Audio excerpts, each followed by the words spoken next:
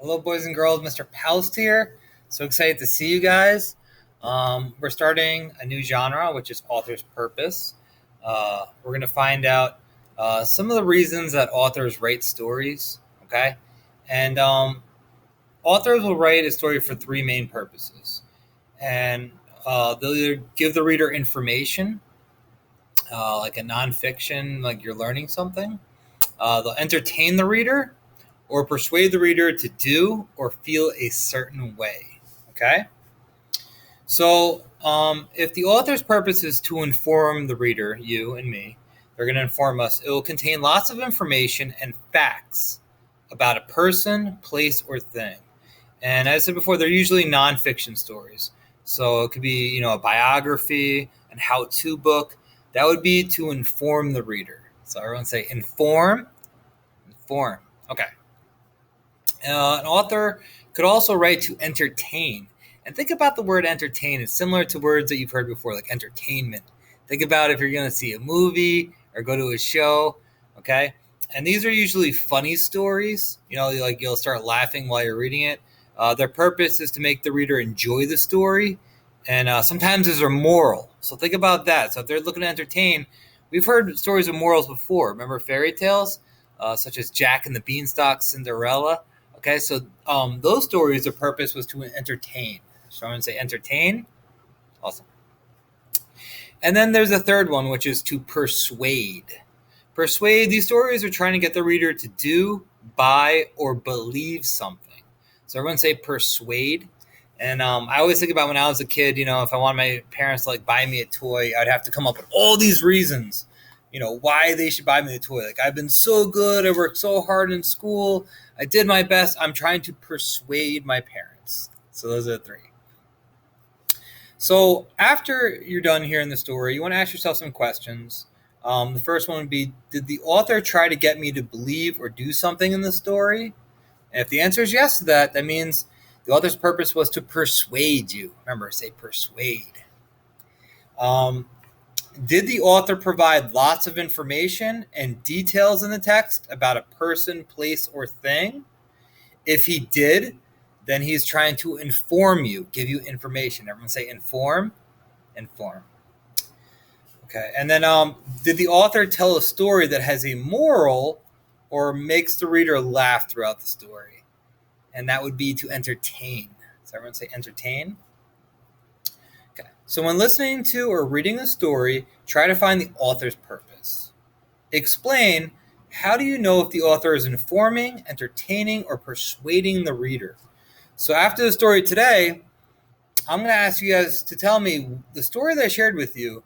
Was the author's purpose to inform us, give us information, to entertain us, tell us a moral or make us laugh? Or was it to persuade us, to make us think or feel or buy or do something? Okay? So in my notebook, I would say, after reading the story, I believe the author's purpose is to, and then choose either inform, entertain, or persuade. And then give me examples from the text. Like, I know it was this purpose because I remember when the author said this, or the main character said this to his mom. So you got to prove your answers, okay? All right.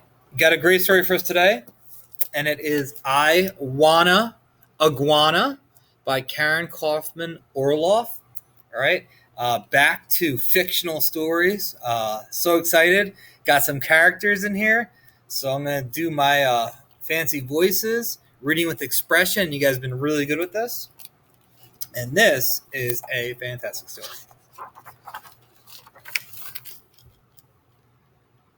I wanna iguana.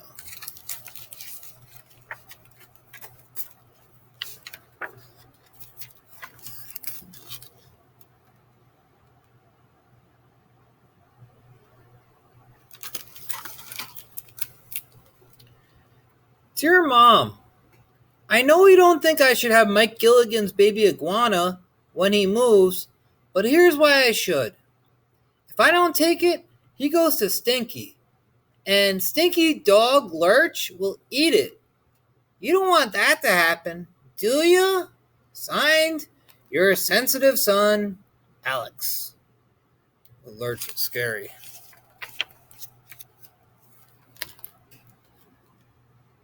Here's the iguana. Lurch looking at him. Dear Alex, I'm glad you're so compassionate, but I doubt that Stinky's mother will let Lurch get into the iguana cage. Nice try, though.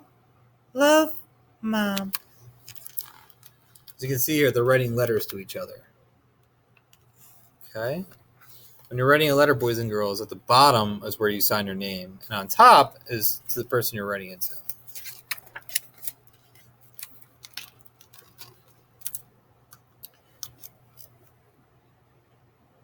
Dear Mom, did you know that iguanas are really quiet?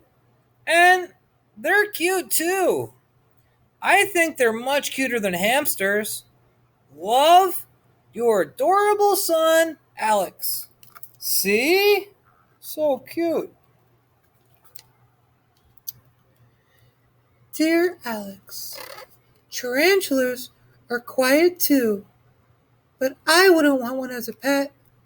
By the way, that iguana of Mikey's is uglier than Godzilla. Just thought I'd mention it. Love, Mom. This is great.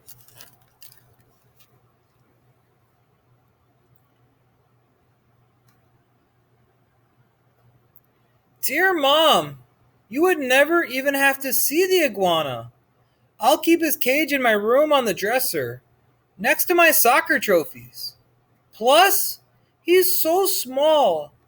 I bet you'll never even know he's there. Love and a zillion and one kisses, Alex.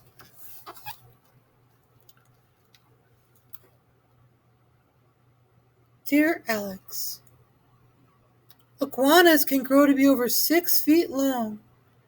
You won't have enough space in your whole room, much less on your dresser, with or without your trophies. Love, Mom. It's a big iguana.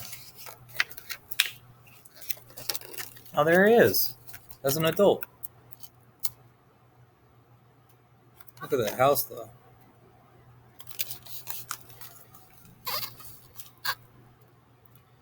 Dear Mom, it takes 15 years for an iguana to get that big. Mikey told me. I'll be married by then and probably living in my own house. Love, you're a smart and mature kid, Alex.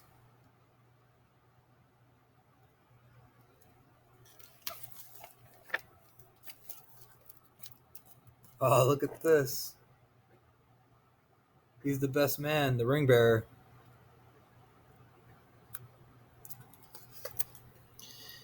Dear Alex, how are you going to get a girl to marry you when you own a 6-foot-long reptile?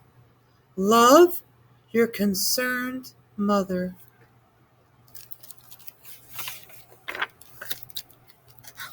Oh, they're taking a bath together. Oh, I love this story. Dear Mom, forget the girl. I need a new friend now. This iguana can be the brother I've always wanted. Love, your lonely child, Alex.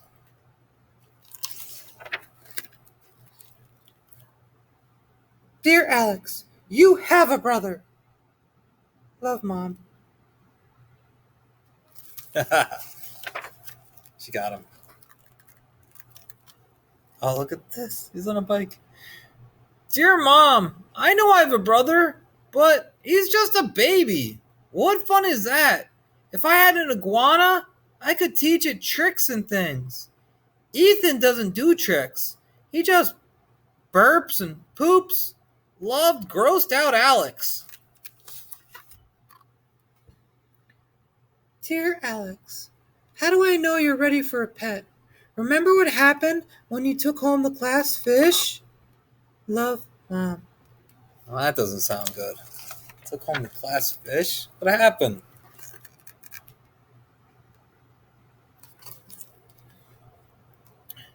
Dear Mom, if I knew the fish was going to jump in the spaghetti sauce, I never would have taken the cover off the jar. Love, your son who has learned his lesson. P.S. Iguanas don't like spaghetti. Dear Alex, let's say I let you have the iguana on a trial basis. What exactly would you do to take care of it? Love, Mom.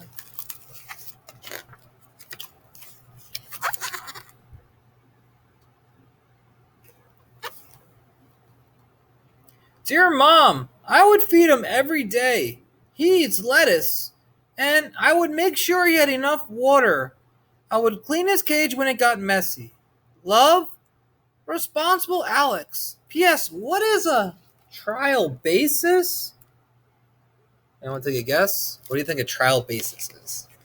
Oh, wait. All right, we're going to find out.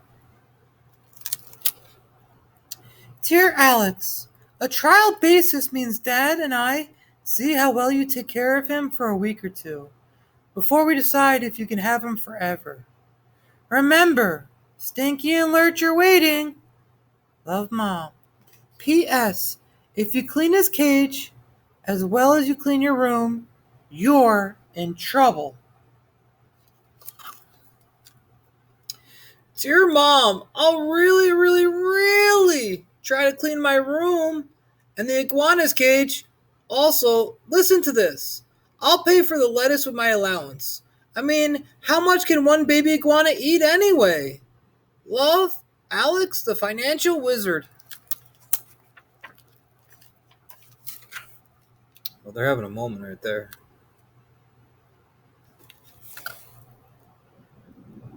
Are you sure you want to do this, Alex? Yes, Mom. I wanna iguana. Please. All right, let's take a little poll here. Who thinks he's going to get the iguana? Who thinks he's not going to get the iguana? All right, let's find out.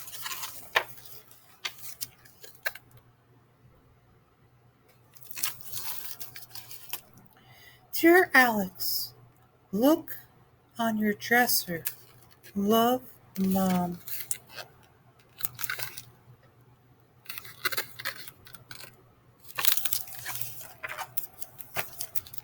Oh, look who showed up. Yes! Thank you. All right, boys and girls, this was I Wanna Iguana, and I want you to find out the author's purpose. Why did the author write this story? Was he trying to inform the reader, to teach us something? Was he trying to entertain us, to find the moral, or just be a funny story? Or was he trying to persuade us, to show us to do or feel a certain way? Now, I want you to write this in your notebook, the author's purpose, and I want you to tell me how you know. You'll give me reasons in the story what the author's purpose was. All right, boys and girls, I'll see you soon.